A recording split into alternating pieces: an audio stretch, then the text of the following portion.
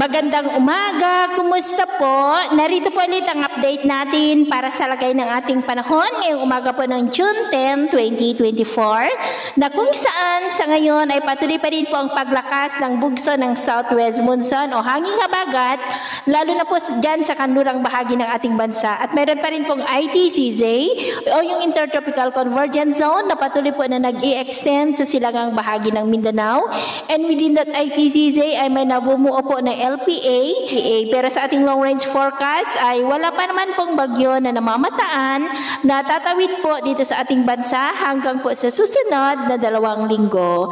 At sa lagay ng ating panahon, ngayong madaling araw ay maayos ang panahon sa malaking bahagi ng bansa, pero may chance pa rin ng mga isolated rains sa ilang bahagi ng Bicol Region, Palawan, ilang bahagi ng Aklan, eastern part ng Bohol, ilang bahagi ng Samar Provinces, Sulu Archipelago, Zamboanga Peninsula, at Dinagat Island. At mamaya ay sisikat naman ang araw sa malaking bahagi, pero may chance pa rin ng maulap na kalangitan with isolated rain sa ilang bahagi ng Bicol Region, Southern Palawan, ilang bahagi ng Bohol at Tawi-Tawi. At mamayang hapon, mas maraming lugar muli dito sa ating bansa ang makakaranas ng maulap na kalangitan with isolated light to heavy rains. Kaya mag-ingat po tayo sa mga banta po ng mga pagbaha at pagguho ng lupa. At sa atin naman pong mga baybayin, wala naman po tayong nakataas na namang gale warning signals, pero iba yung pag-iingat lamang po kung papalaot tayo para mas makaiwas sa mga sakunang pangkaragatan.